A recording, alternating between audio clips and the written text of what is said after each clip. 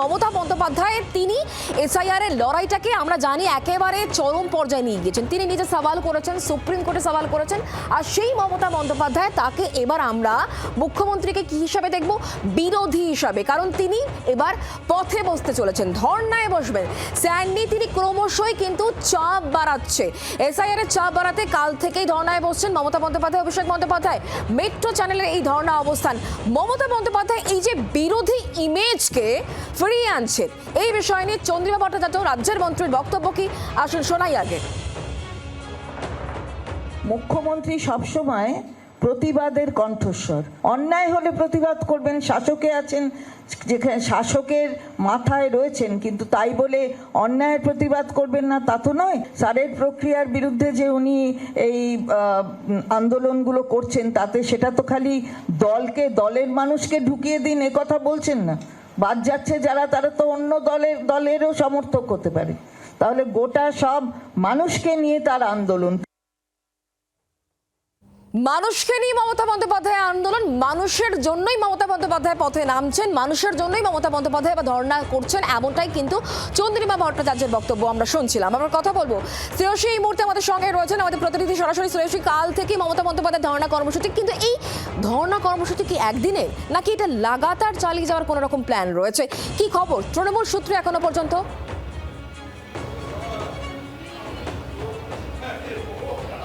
দেখো, ধর্নায় বসছেন, সেখানে খুব স্পষ্ট যে এটা একদিনের হবে না, এটা কিন্তু চলবে, এমনটাই কিন্তু এখনো পর্যন্ত আমাদের কাছে খবর। এবং সেই জায়গা থেকে তোমাকে যেটা জানিয়ে রাখি, যে কথা তুমিও বলছিলে, যে মমতা বন্দ্যোপাধ্যায়ের যে ভূমিকা, সেই ভূমিকা কিন্তু কার্যত বিরোধী দলনেত্রী হিসেবে সিঙ্গুর আন্দোলনের সময় ওই একই মেট্রো চ্যানেলে তাকে যে ভূমিকায় দেখা গিয়েছিল, আগামীকালও কিন্তু কার্যত তাকে এক্ষেত্রে এসআইআর নিয়ে যে আন্দোলন, অর্থাৎ মানুষের ভোটাধিকার রক্ষা করা হবে, সেই বিষয়টা তুলে ধরে তার যে আন্দোলন, সেখানেও কিন্তু কার্যত তার যে ভূমিকা, সেই ভূমিকা কিন্তু কার্যত সেই বিরোধী দলনেত্রী হিসেবে তার যে ভূমিকা ছিল, সেটাকেই কিন্তু কার্যত মনে করিয়ে দিচ্ছে। এবং কেন্দ্রের বিরুদ্ধে যে আন্দোলন, সেই আন্দোলনে কিন্তু কার্যত মমতা বন্দ্যোপাধ্যায় এই মুহূর্তে বিরোধী নেত্রীর ভূমিকাতে।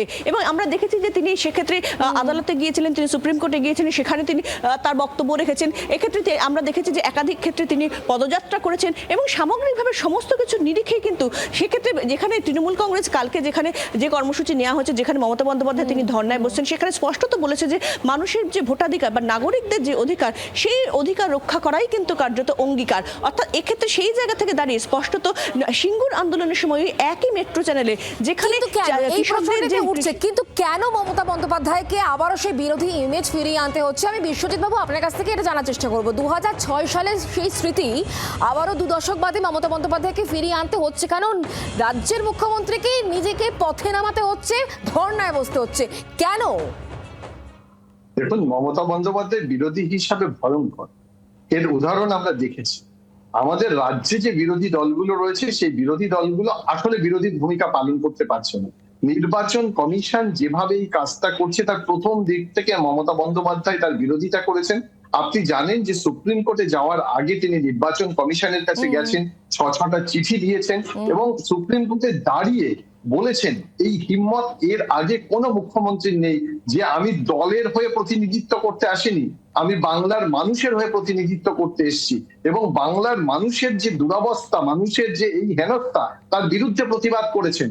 এবং এর যে রাজনৈতিক ফন্দিটা রয়েছে, ভারতীয় জনতা পার্টি এবং নির্বাচন কমিশন একই ভাষ্যে কথা বলছে, তার বিরোধিতা করেছেন। তিনি বলেছেন যে এই এসআইআর তো ইনক্লুশনের একটা পদ্ধতি, এক্সক্লুশনের কোনো পদ্ধতি নয়। কিন্তু বারবার আমরা দেখতে পাচ্ছি যে এখানে এক্সক্লুশন করার জন্য ব্যস্ত হয়ে উঠেছে। মমতা বন্দ্যোপাধ্যায় নিজেও বলেছেন যে একটাও বৈধ ভোটারের নাম যেন বাদ না যায়, সে কথা তিনি বলেছেন।